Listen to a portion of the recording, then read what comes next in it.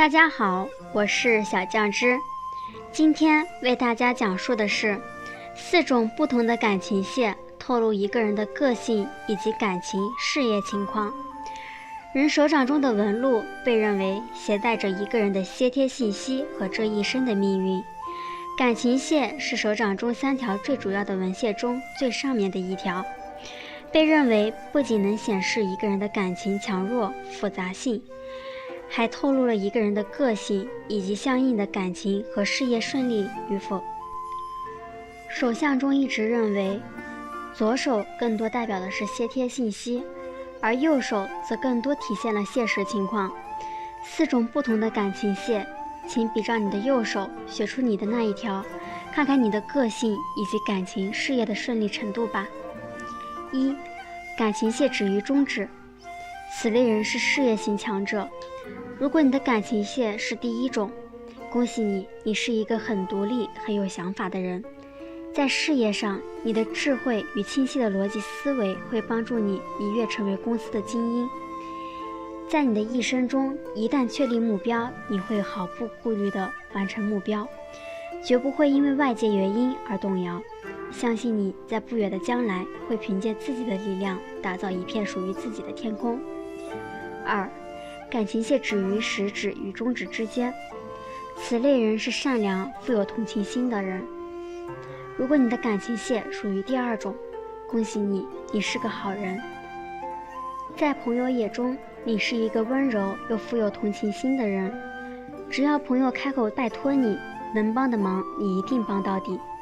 不过，在面对陌生人的时候，一开始你会有非常强的戒备心理，但接触久的朋友都了解你的个性，也会非常信任你。3. 感情线止于食指，此类人是向往幸福生活的人。如果你的感情线属于第3种，因为性格敏感、多疑，很多时候你都感觉到了被伤害、背叛，但其实朋友们对你都很好。你需要尝试着放松下来，未来的生活也会越来越幸福。4. 感情线止于拇指，此类人是忍耐力超强的人。如果你的感情线属于第4种，你是一个肯吃苦的人，又有超强的忍耐力。你坚信努力就会成功，世上没有办不成的事，只有办不成事的人。你还是一个心地善良的人，你会不求回报地帮助他人，别人为你做的点点滴滴，你都会记在心里。你是一个很容易被感动的人。除此之外，从手相中的感情线也可以大致地看出一个人的感情特点和情感历程。把2只手靠在一起，就能了解到另一半的一些信息。首先，把2只手靠在一起，然后看看左右2只手的感情线的位置。1. 左边比较高。如果你左手的感情线比较高，说明你是一个内心坚强且比较外向的人。这种类型的人相当独立，有明确目标，会想办法克服困难。拥有这种手相的人很可能喜欢比自己小或者不同国家的人，希望经历一场刻骨铭心、戏剧化的爱情。2. 两边一样高。如果你的2条感情线结合起来的高度是一样的，那么你是一个比较冷静、温柔又富有同情心的人，不太喜欢生活上出现任何急转弯。这样的你，真命天子很有可能就是你身边的熟人或朋友。3. 右边比较高。右边感情线比较高的人属于比较早熟的人，很可能喜欢比自己年纪大、成熟一点的人，也就是所谓的熟男熟女。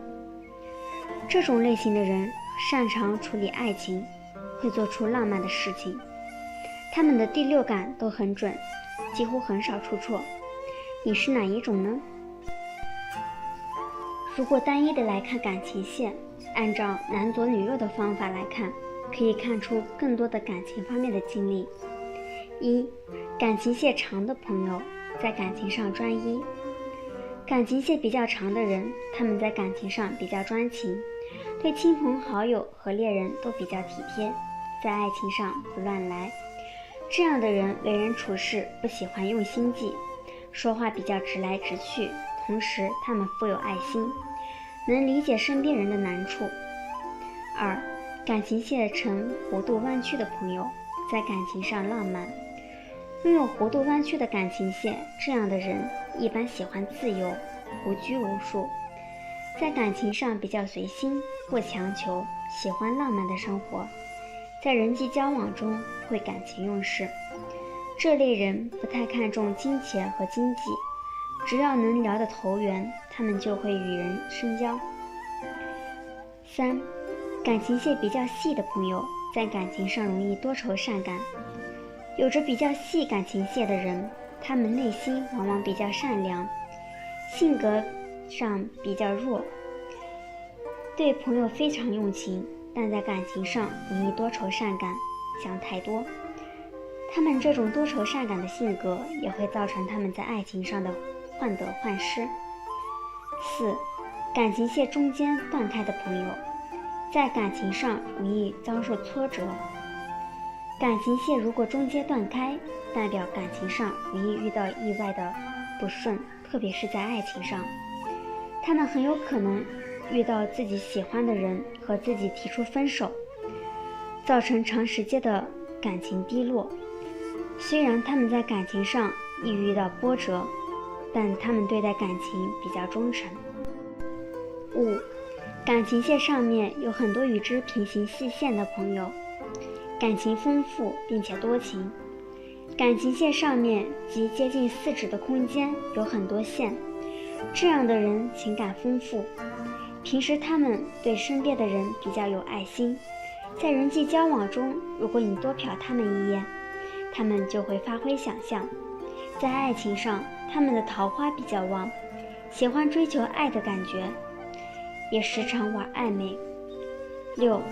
感情线上面有很多与之垂直的竖线的朋友，为感情操劳多。感情线上面有很多小的竖线，容易在感情上多付出，对亲人、朋友和恋人操劳多，一心为他们好。他们在感情上往往容易遇到小的伤心事，为感情而劳累。手相是变化最快的特征之一，因此不能片面的、静止的看手相，将一段时期的手相进行比较，则更有价值。运气好，气色就好，手的色泽也健康，纹路更加清晰。由此可见，以相取人是很符合自然现象的，这也就是手相预测的基本原理。手相手纹反映了一个人的4层信息： 1. 先天风水，出生家庭； 2. 工作生活，亲人同事； 3. 气质形态，疾病健康； 4. 命理运程，命运走势。木星丘，木星丘所在的位置是在食指基部之下，在中国手相学上称为巽宫，以先天手掌左手记。木星丘发达饱满及显著隆起时，主道德观念重，性善良，爱权力，有野心，支配欲强，爱名誉，重尊严，重财帛，有慈悲心，直觉力强，对宗教有兴趣，责任感重。假如你找人来负责一个重要职位，扩展业务，行政人员少不免要诚实可靠，有责任感，那么木星丘发达的人就是你所需要的人了。木星丘低陷时，主愚笨、粗俗，无道德观念，怯弱、好色，不忠实，不爱名誉，与此木星丘发达时所主的事项恰恰相反。土星丘，土星丘的位置是在中指基部之下，相当于中国手相学的离位。一般土星丘越高耸，中指越长，但通常土星丘发达的人是比较少的。土星丘隆起时，主其人有智慧，忍耐力强，待人诚恳，处事小心，独立心强，高智能，好学，好研究，有组织和系统能力，对数学计算方面有兴趣，喜爱宁静的郊外生活。此外，对运动也感兴趣，农作、畜牧、园林、地产、矿物的业务也适宜。丘过大者，主多愁善感。土星丘低陷时，主其人容易悲观、忧郁，沮丧，可守密，喜稳居，迷信宗教狂，感觉迟钝，有星状纹者为阴虚阳亢体质。若月丘也有星状纹，易患中风。太阳丘，太阳丘在无名指之下，相当于中国手相学的离位。太阳丘所主范围大概如下几点：有艺术审美眼光、名誉、光荣、乐观、温和、慈爱、奢侈、轻视财帛等。太阳丘发达的人不一定是画家、艺术家或戏剧家，但是对服装方面很有讲究。家庭、办公室和他经常接触的地方都喜欢优雅和艺术化，懂得怎样享受和利用天然环境作乐。此外，太阳丘发达的人富于同情心，又乐于帮助他人，即使是个陌生人来求他，也能得到金钱上或人事上的帮忙。太阳丘发达的人不愿意接受别人的恩惠或礼物，除非对方允许领受他的回敬。做事方面要求真善美，有始有终，绝不中途而废。如他认为不满意时，将继续干下去，直至十全十美。水星丘，水星丘在小指之下，如果水星丘过度发达，比其他丘特别隆起时，或加上小指弯曲，头脑线有缺点，或丘上有不良符号等，那么他能运用天赋的才干，会做出种种为非作歹的事情来。总而言之，成功者多数属水星丘人，而危害社会的也是水星丘人占多数。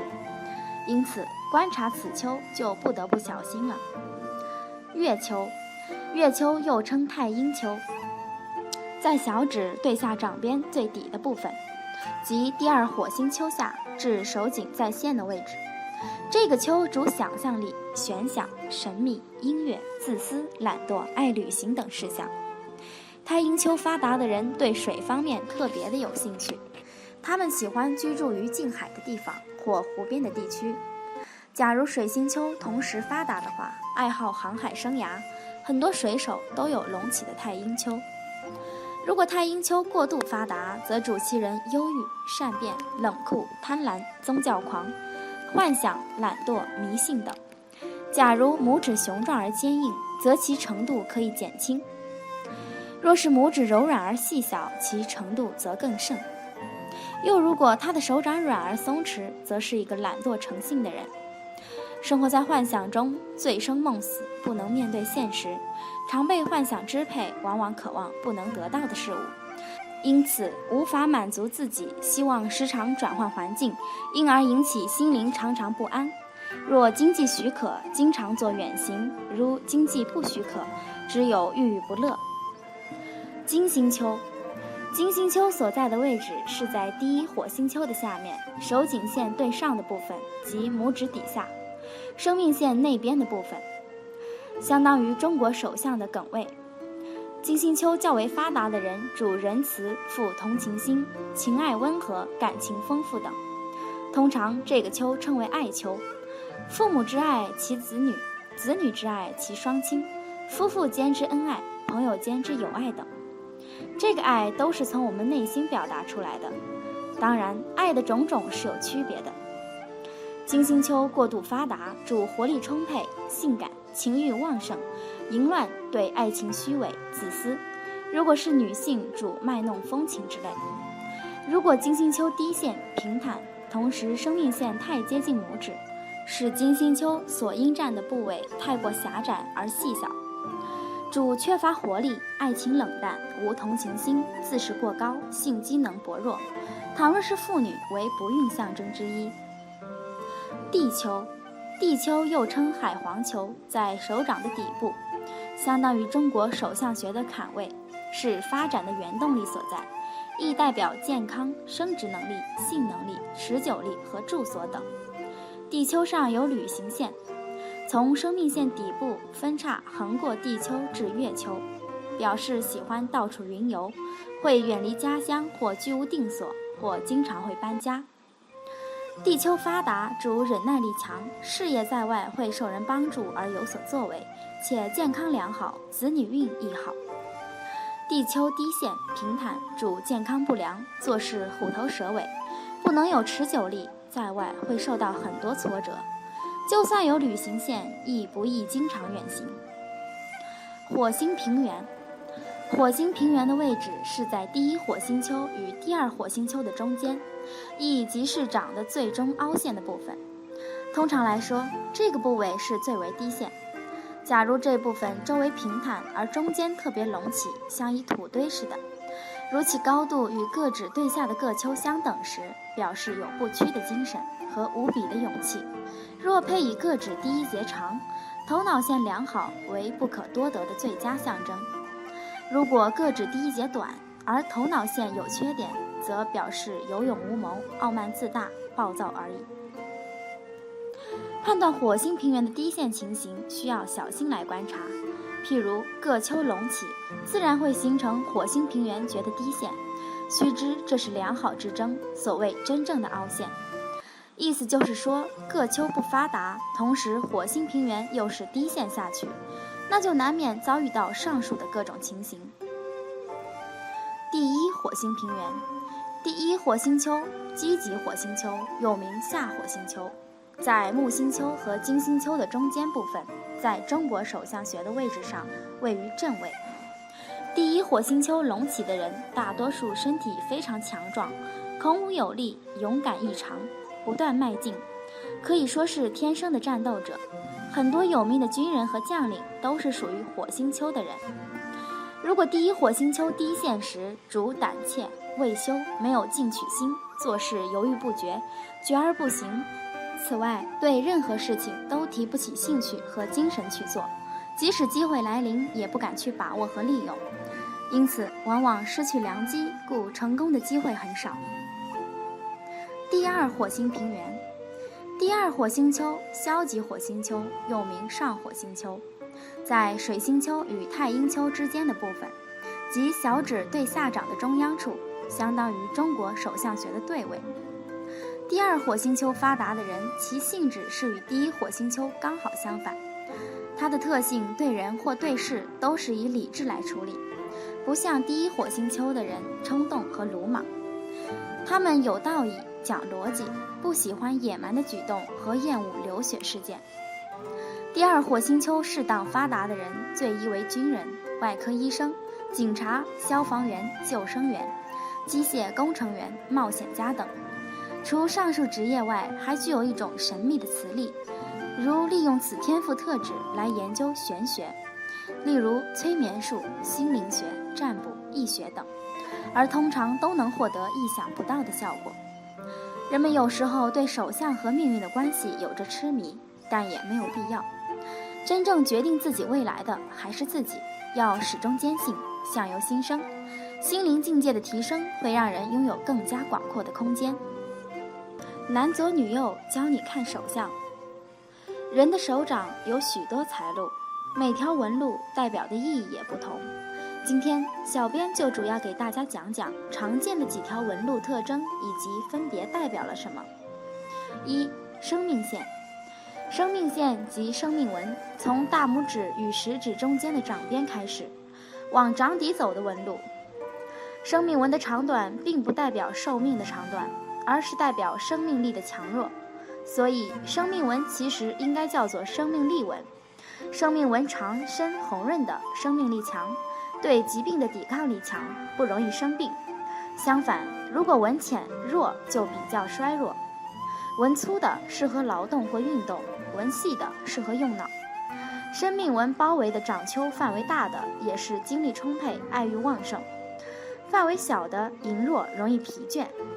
生命纹开头靠掌边有链形纹的，儿童时期体弱多病；生命纹尾端有如流苏，要防老人病。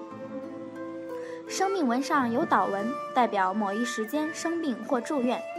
岛纹大小代表病情的轻重与时间长短。二、智能线。智能线即脑纹，是掌相中最重要的一纹。中国手相中，此纹代表自己，又称人纹。起点与生命线同，向小指方向走，至无名指与小指指缝间停最好。太短不够聪明，太长则精明过度亦不好。脑纹以深细为佳，表示思想能够集中，头脑聪明。脑纹上有倒纹就表示思想不集中，记忆力弱或脑部受挫。脑纹起点有链形，外在环境影响求学。智能纹与生命纹起点一起，两纹合二为一，一段距离后才分开，表示内向、谨慎、考虑周详。连得太长则多虑，容易犹豫不决。如果生命线和智能线起点一起，随后马上分开走，个性果断，能随机应变。如果两线分开有距离，是大胆外向的个性，天不怕地不怕。如果两线起点分开超过半公分以上，就成莽撞不经大脑的个性了。3. 感情线。感情线即天纹或腹纹，从小指下掌边起向食指方向走，以走入食指与中指缝为中庸。若一直前进至食指下，属于心灵之欲，较注重精神的爱；进入中指下面属肉体之爱，并不注重海誓山盟。如果在中指下往下弯，就爱的任性，不择手段。若感情线长而且有分叉往下弯，则是舍一切为情牺牲。感情线深细的，感情也细腻；感情线粗浅的，感情也粗放。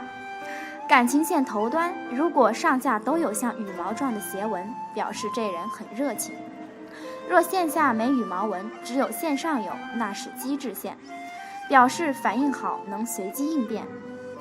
感情纹如果是链形，多愁善感；感情纹有倒形纹，如出现在无名指下，代表眼睛有问题，近视、弱视或闪光。若倒纹出现在其他位置，是感情上的困扰，感情线断裂，象征感情受到很大的挫折。4.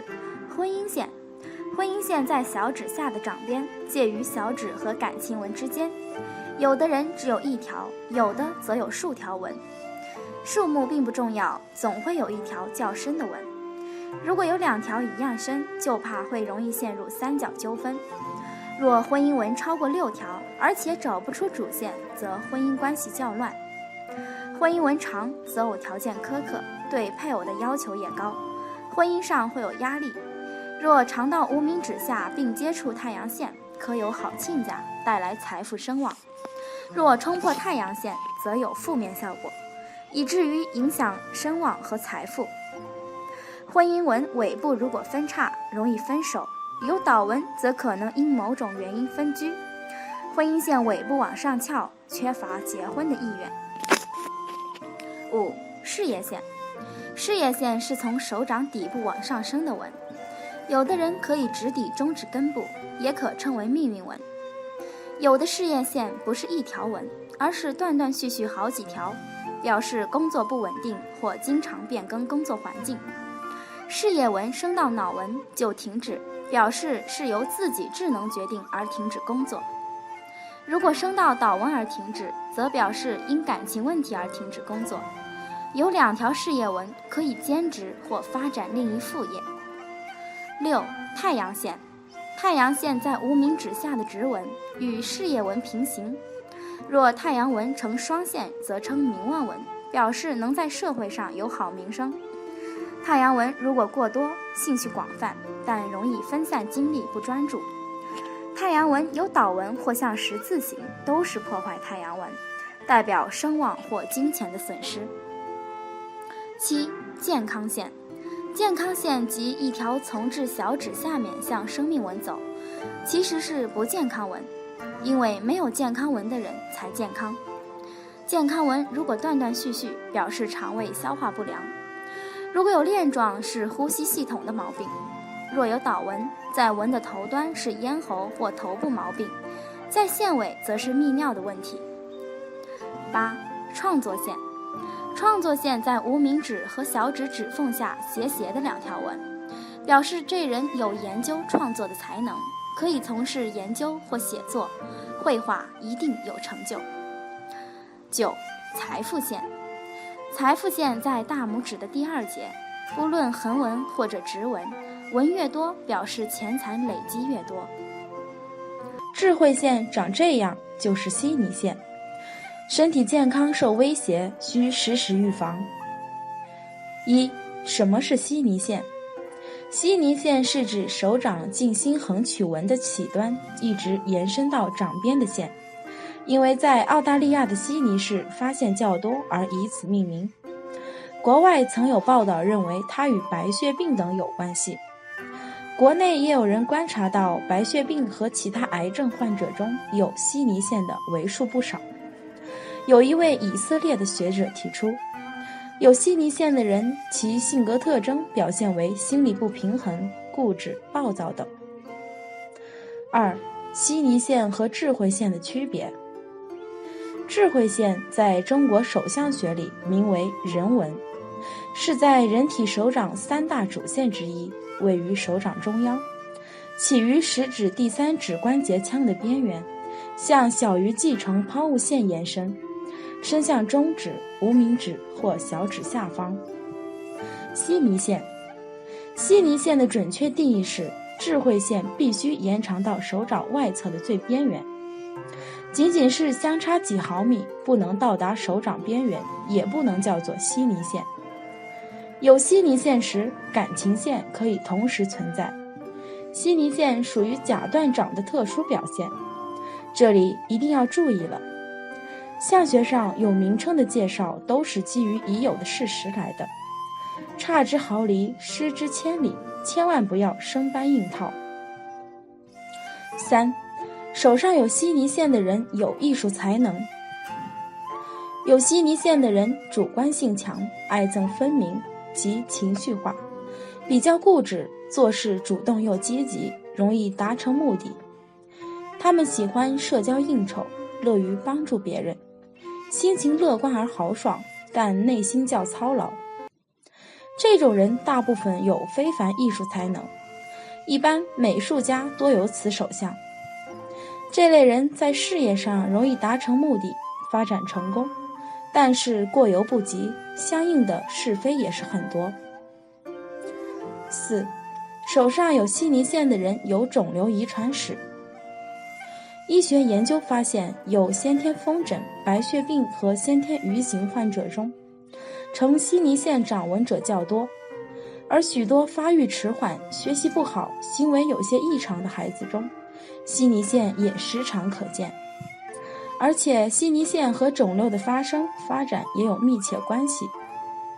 当然，肿瘤的发生发展和性格的焦虑、急躁也有着密不可分的关系。